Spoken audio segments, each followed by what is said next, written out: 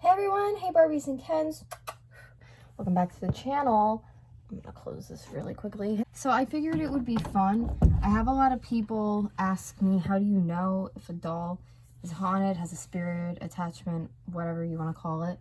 And I kind of want to show you today how I figure out if one of my dolls have an attachment or a spirit on them. So I'm just using like natural sunlight right now. I hope that is okay with you. So first off, to figure out if a doll has an attachment on it, a new doll for a while and things are just weird and not going the way they should be. Like I come home and it's moved or it has fallen, placement of arm for ball jointed ones or jointed dolls, it's like in a different position.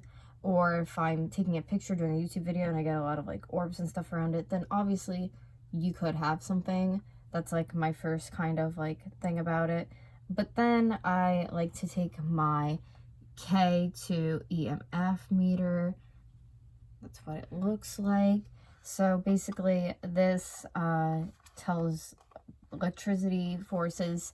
It goes off of like heat. So this is a composition doll. It's not there's nothing electrical about it. If I put this on a doll that had batteries in it, a wall outlet, I've shown in some of my videos, it goes off like crazy. So let's see if this doll has an attachment, anything on it, if it wants to talk, or if it's active, because some people try to like claim, a lot of them are, it really depends. You can't be sure if the doll's active or not unless you try and you check it out and see what's up with it. So that's what we are going to do today. So I'm going to turn it on. There's nothing else over here that could like set the box off or do anything to it. I just have her by herself. There's no, I have some other dolls off to the side of me this way, but it's basically on her. And I could close the shade a little bit, but I think we're going to keep it like this for now. Normally with new dolls too, they're shy, they don't go off right away. Like I'm saying, this one could just be perfectly fine, not have any attachments, but this is kind of my way of finding out and seeing if there is anything there and knowing, what I have, and letting, also if there is anything there, letting it know, it's welcome to be here and so forth. So, hello. I just purchased her at the flea market. I went to the flea market to look around and I found her fairly right after I had gotten there and put her up at the front counter because I was like, I need her. She's cute because she's a soft body, and then, she has her hard limbs. I love the outfit. I thought the outfit was really cute on her. I don't know what I'm going to call it yet, even if I will give it a name or not.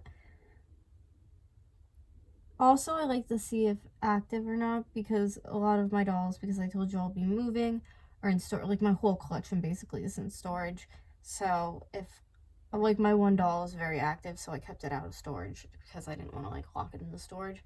So obviously if there's like nothing on it and this is a clean doll, I can just put it in the storage room. But if she has an attachment, I don't really want to put her away into storage. I'd rather keep her out, learn more about it, use the EMF reader on it more, But to me, I'm starting to see if this doll is clean. But I want to give her some time.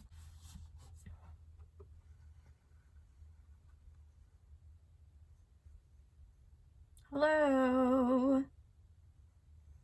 How are you? Is there anybody there? Hiding out? Wants to say hi?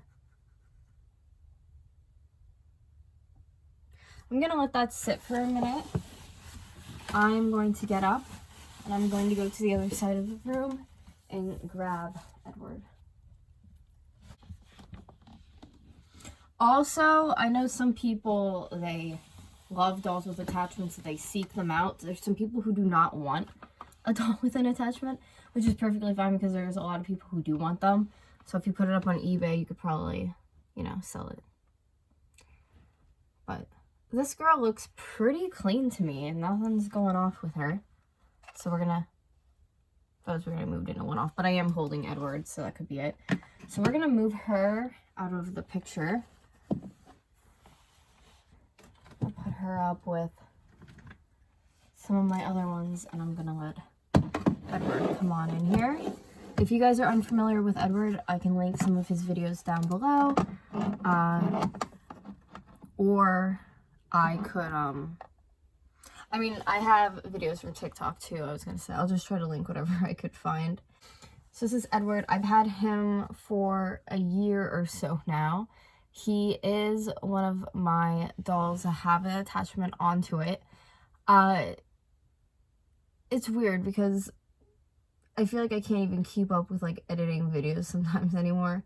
So for me to just do stuff in my own life, like take time to be like, oh, hey, what's up? And like mess around with the reader.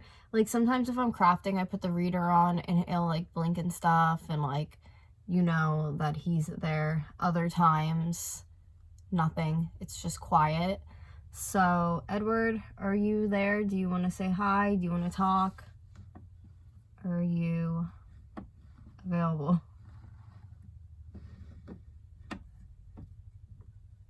A lot of the times too, people don't understand with spirit dolls, you can't just like hiatus and be quiet with them. You have to actually like almost like every day kind of just like give that time to them, which can be difficult, you know, with full-time jobs and just like life in general getting in the way.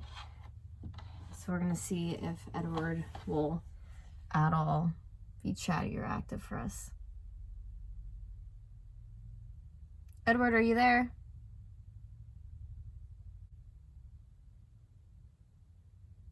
Edward.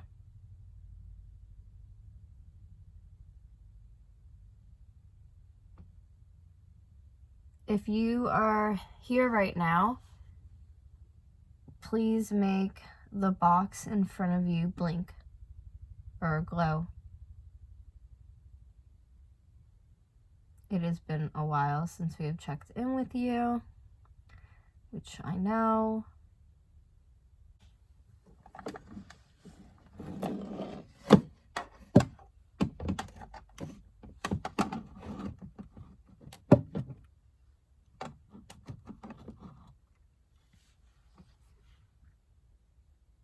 I'll try that. Edward, if you are there, can you make the box thank you? I think he wants to stand rather than sit is what the issue was on that one. I usually have him standing where I have him in my art section. I never have him sitting. And I think he just was not comfortable sitting and didn't want to communicate sitting down, which is perfectly fine.